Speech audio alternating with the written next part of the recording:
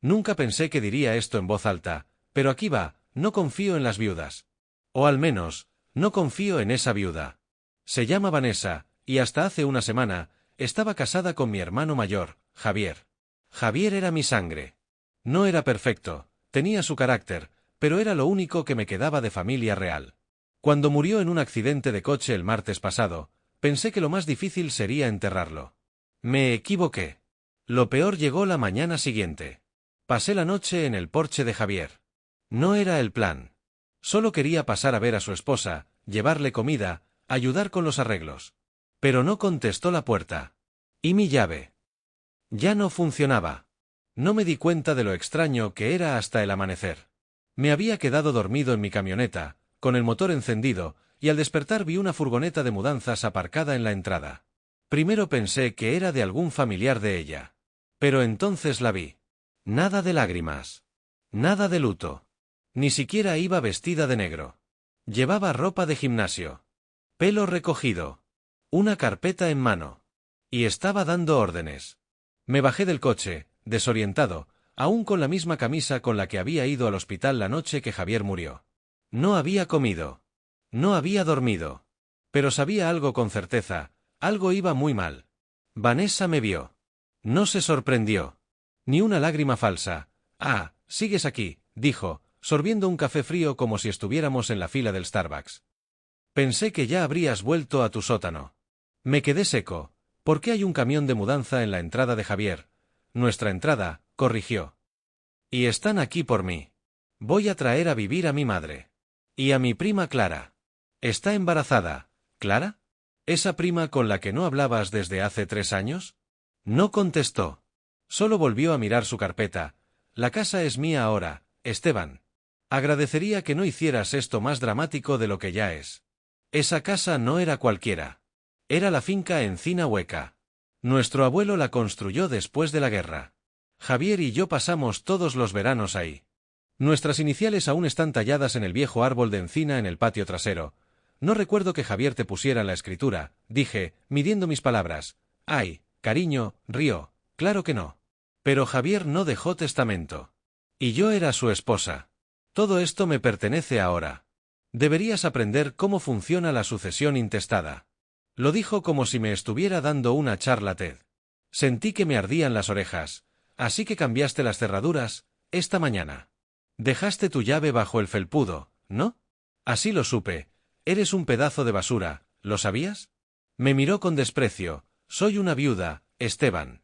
Un poco de respeto. No.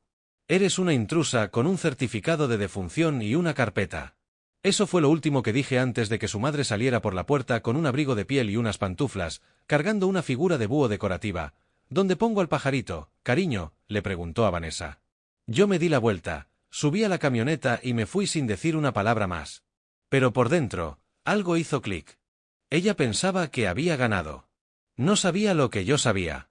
Y eso iba a costarle todo. No volví a casa ese día. Conduje. Sin rumbo fijo. Solo necesitaba espacio. Distancia. Si me quedaba, no sé qué hubiera hecho. ¿Romper una ventana? ¿Reventar la ridícula estatua de búho? No. Tenía que ser más listo que ella. Vanessa contaba con que perdiera la cabeza. Que fuera un paleto emocional sin sentido común. Seguro que esperaba lágrimas, súplicas. Tal vez incluso una patrulla cuando me negara a irme. Por eso no le di nada. Le di silencio. Y luego llamé al señor Ruiz. Ruiz no era solo el abogado de Javier. Era nuestro abogado. Llevaba décadas manejando los asuntos de la familia. Ayudó a mis padres con su testamento. Fue quien formalizó la transferencia de la finca cuando papá murió. Viejo, lento y más seco que pan de la semana pasada, pero lo sabía todo. Cuando atendió, no saludé, se mudó a la casa, dije. Cambió las cerraduras. Pausa. Hojas moviéndose. Bueno, dijo finalmente, fue más rápido de lo que pensaba. Sabía que haría esto, tenía mis sospechas. Javier me dijo que Vanessa tenía grandes planes cuando se quedara con la Encina Hueca. No me dijo que no dejó testamento, no, respondió Ruiz. Dije que no le dejó un testamento a ella. Resulta que Javier no era tan ciego como creí. 3 años antes, justo antes de que papá falleciera, Javier llamó al despacho de Ruiz y redactó un nuevo testamento. Uno que Vanessa nunca supo que existía. En él, dejó la finca, nuestra finca familiar, no a su esposa, sino a mí. Específicamente, la finca Encina Hueca y todas las estructuras y terrenos asociados deberán ser transferidos a Esteban Martín tras mi fallecimiento, para preservar el legado familiar y mantener su integridad. Ruiz me envió una copia escaneada. La leí 10 veces. No lo creía. Entonces ella no tiene ningún derecho, legalmente, puede reclamar algunas cuentas, algunos bienes personales, quizás un coche. Pero la propiedad. No. No tiene nada. ¿Y por qué no se ha hecho cumplir eso? Ella presentó una solicitud de ocupación urgente el día después de su muerte. Dijo que no tenía a dónde ir. Tendrás que impugnarla antes de que el proceso sucesorio se finalice. ¿Y cuánto tiempo tengo? Una semana.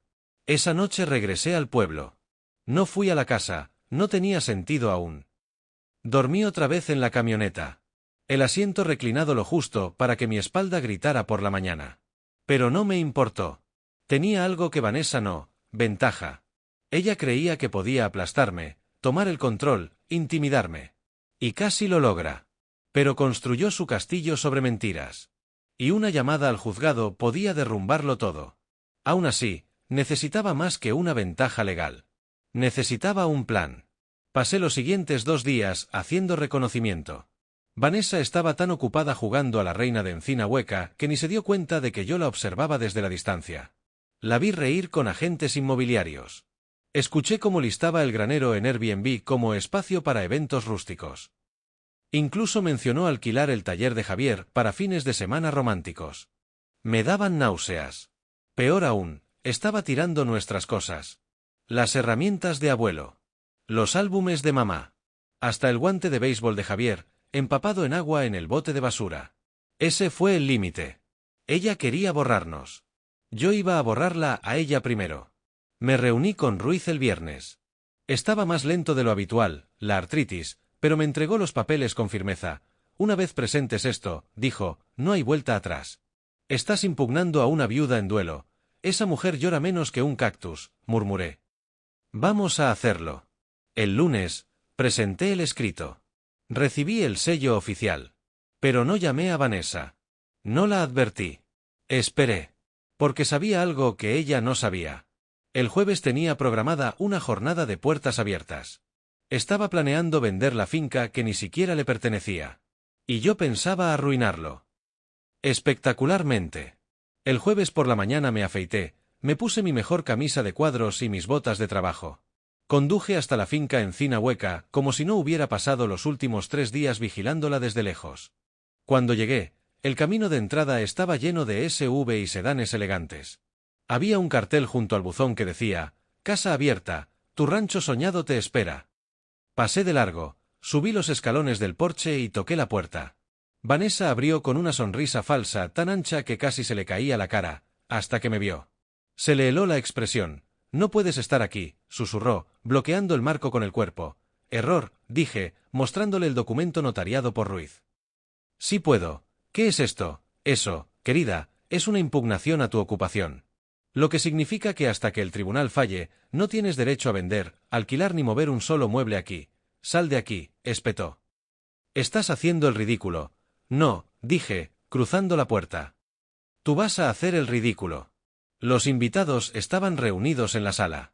Algunos con copas de vino, otros admirando la chimenea que Vanessa había redecorado con un espantoso ribete dorado. Me coloqué en el centro de la sala, me aclaré la garganta y hablé alto. Disculpen la interrupción, esta propiedad está en disputa legal. Cualquier acuerdo de venta o alquiler hecho hoy es nulo. La audiencia es el próximo jueves. Les recomiendo esperar. Vanessa se abalanzó sobre mí. Tienes que irte ya. Curioso, dije, levantando documento otra vez. Eso es exactamente lo que el juez te va a decir a ti. Perdió el control. Frente a media ciudad, Vanessa empezó a gritar. Me llamó mentiroso. Parásito. Que yo era una sanguijuela que se alimentaba de la muerte de su marido.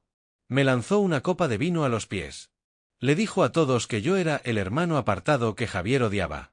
Y entonces habló alguien entre los invitados, la única jueza del pueblo, ni más ni menos. En realidad, dijo, bebiendo su merlot, yo fui quien ofició la firma del testamento de Javier hace 3 años. Está notariado y archivado. Amaba esa propiedad. Silencio absoluto. La cara de Vanessa se volvió blanca. Se giró, salió por la puerta y la cerró de un portazo. No la seguí. No lo necesitaba. Ahora sabía. No era la reina de nada. Era una intrusa. Y yo venía por todo. ¿Alguna vez has visto a alguien desmoronarse en tiempo real? Me refiero a realmente venirse abajo, cuando cada mentira que se dijeron a sí mismo se rompe en 1000 pedazos, y lo único que queda es un desastre amargo y tembloroso. Eso fue lo que le pasó a Vanessa después del desastre de la jornada de puertas abiertas. Y yo vi cada segundo. 2 horas después de arruinar su teatrillo inmobiliario, apareció en la puerta de mi apartamento. Sin aviso. Sin mensaje. Sin fingir civismo. Le abrí y ahí estaba, delineador corrido, aliento a vino tan fuerte que podría noquear a un mapache, hijo de puta engreído, masculló. Buenas noches para ti también, le dije con calma. ¿Crees que ganaste, verdad? ¿Crees que Javier querría verte ocupando su casa como un hillbilly envejecido, la casa que legalmente me pertenece? ¿Esa? Pregunté, saliendo al pasillo para bloquear su visión del interior. No entiendes nada, gruñó. Esa casa era mi vida. Nuestra vida. Nuestro sueño. No. Tú eras una invitada en una casa que Javier nunca quiso compartir de forma permanente. Y te quedaste demasiado tiempo. Soltó una risa amarga. ¿Y crees que ese testamento polvoriento resistirá en el tribunal? Noticia, yo era su esposa. A los jueces no les importan los hermanos. Les importan las viudas. Oh, lo sé, dije. Por eso traje refuerzos. Entrecerró los ojos. ¿Qué refuerzos? Dejemos que te cuente. Mientras Vanessa jugaba a la víctima, yo estaba haciendo algo que no se esperaba, hablando con la ex de Javier. Se llama Lucía. Fue su novia de instituto. Estuvieron casi una década juntos antes de que apareciera Vanessa. Nunca se casaron, pero mantuvieron el contacto. Tranquilamente. Resulta que Javier tenía un trastero que Vanessa no conocía. Dentro, diarios escritos a mano, fotos, mensajes impresos. Lucía le ayudó a organizar todo el año antes de que muriera. Javier siempre me dijo, me contó Lucía en una cafetería, que si algo le pasaba, y Vanessa intentaba hacer alguna trampa, quería que tú tuvieras esto. Me deslizó un sobre manila por la mesa. Dentro, una carta escrita a mano por Javier, fechada solo unos meses antes de su accidente. No era un documento legal. No exactamente. Pero sí era personal. Dolorosamente personal. En las propias palabras de Javier, describía cómo Vanessa lo presionaba para vender la finca. Cómo se burlaba de nuestras tradiciones familiares. Cómo quería demoler el granero para construir un estudio de yoga y alquilar el porche delantero para sesiones de fotos de influencers. Ella lo ve como una propiedad, escribió Javier. Pero para Esteban y para mí, es sangre y hueso. Ella nunca lo entendió. Terminó con esto, si estás leyendo esto, probablemente ya no estoy. Y si Vanessa está de pie en esa casa actuando como si fuera suya. Recuérdale que no lo es. Recuérdale que ella es solo una página en la historia. Pero tú y yo. Somos los autores. No lloré al leerlo. Solo apreté tanto la mandíbula que sentí crujir mis muelas. Llevé esa carta al tribunal. Pero antes de la audiencia, le envié una copia a Vanessa. Correo certificado. Entrega firmada. Así que cuando apareció en mi puerta, borracha y temblando, supe exactamente por qué. ¿Crees que Javier te amaba más que a mí?, escupió. ¿Crees que esa carta significa algo? Creo que Javier fue bastante claro. Entonces, ¿por qué no me dijo que cambió el testamento? Porque sabía cómo ibas a reaccionar. Avanzó como si fuera a golpearme. No me moví. Tú lo cambiaste, dijo entre dientes. Empezó a actuar raro el último año. Se alejaba. No, dije con frialdad. Solo empezó a verte con claridad. Eso la dejó callada. Por fin. No presenté cargos por acoso o allanamiento. Todavía no. Pero sí presenté una orden de restricción. El día del juicio llegó rápido. Vanessa apareció vestida como una viuda sacada de una telenovela, encaje negro, lágrimas falsas, todo el show. Su abogado intentó argumentar equidad conyugal, pero el juez lo cortó de inmediato. Señora Gordon, dijo, no tiene ningún documento que demuestre CEO propiedad, inversión financiera ni intención de heredar la finca Encina Hueca. El testamento es claro. La propiedad es de Esteban Martín. Vanessa no lloró. No gritó. Solo se sentó, con los labios temblando, la cara congelada como si la hubiera atropellado un camión lleno de verdad. No sonreí. Pero ganas no me faltaron. Después del juicio, volví solo a la finca. Estaba en silencio. Sin tapetes de yoga. Sin primas falsas. Sin búhos de cerámica. Solo el crujido del porche de madera y el canto de las cigarras entre los árboles. Sentí que la casa misma llevaba semanas aguantando la respiración. Y por fin. Exhaló. Me senté en el viejo sillón de Javier. Pasé la mano por el cuero gastado. Y susurré, te la recuperé, hermano. Toda. Pero no te relajes demasiado. Porque lo que Vanessa hizo después. Eso fue lo que nadie vio venir. Durante 3 gloriosas semanas tras la sentencia del juez, todo fue calma. Demasiada calma. La casa se sentía como si estuviera sanando. Las habitaciones ya no resonaban con sus pasos falsos. El refrigerador dejó de apestar a sus preparaciones semanales con aceites esenciales. Encendí una chimenea que Javier y yo habíamos reconstruido 2 veranos atrás. Dormía en el sofá de la sala solo para sentirme cerca de él. Pero, en el fondo, sabía que esa paz no era permanente. No con alguien como ella. Y justo cuando empecé a creer que había terminado. Volvió. Primero fueron las llamadas. Números desconocidos. Mensajes de voz con pura respiración. Llamadas perdidas a las 2 de la madrugada. Las bloqueaba una por una, pero seguían llegando, como si hubiera activado su lista de contactos como arma. Después vinieron los paquetes. Cada mañana encontraba sobres Manila en el porche, supuestas pruebas de que tenía derecho a la casa.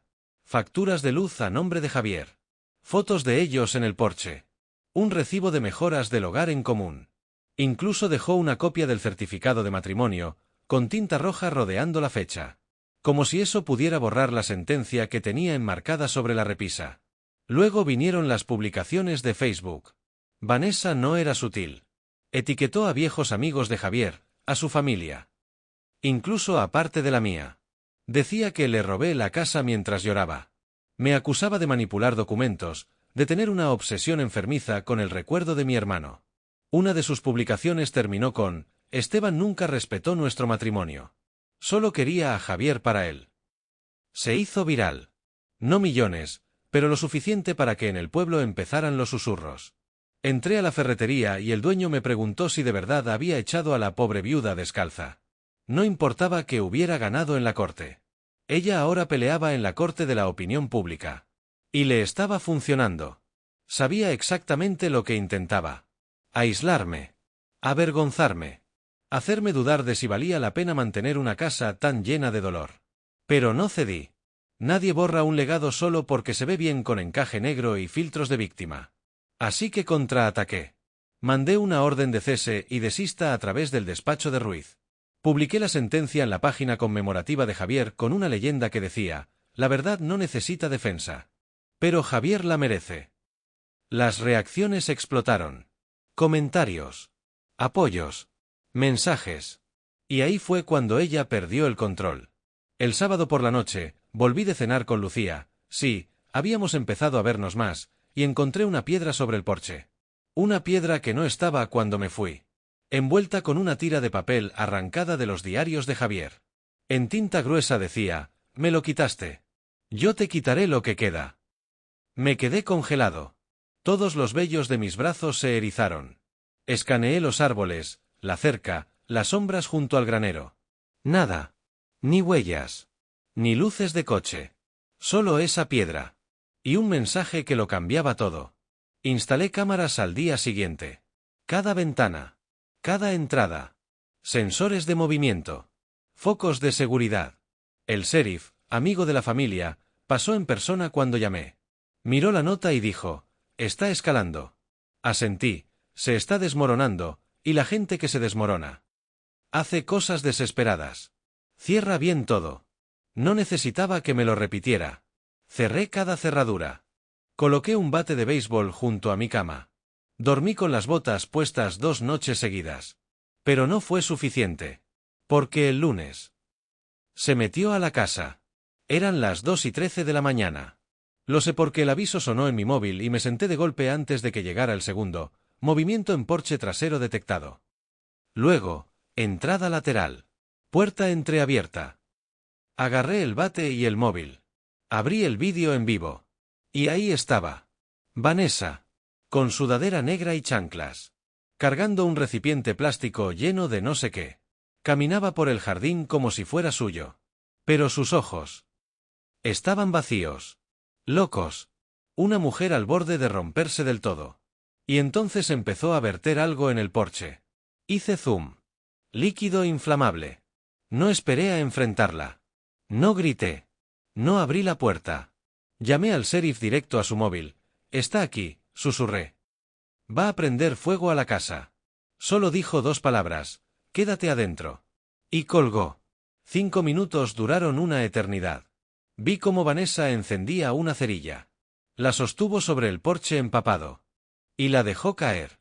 Las llamas se alzaron al instante, subiendo por el aire y prendiendo el borde de su sudadera. Gritó. Se dio manotazos.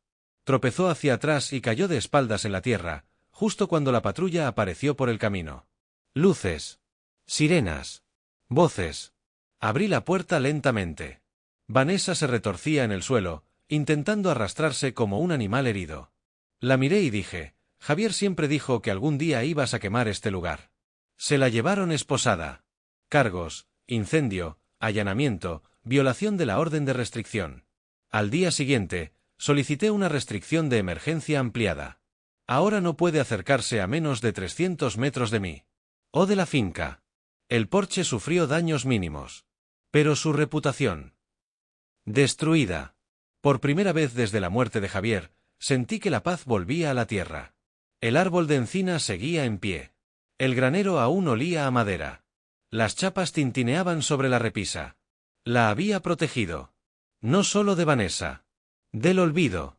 Del intento de borrar lo que Javier y yo construimos, lo que 3 generaciones conservaron con las manos y el alma. Pero justo cuando creí que ya estaba todo. Llegó una carta más. Sin remitente. Dentro, una copia del acta de defunción de Javier. Y una prueba de ADN. No mía. Ni de Javier. Sino de alguien que decía ser su hijo.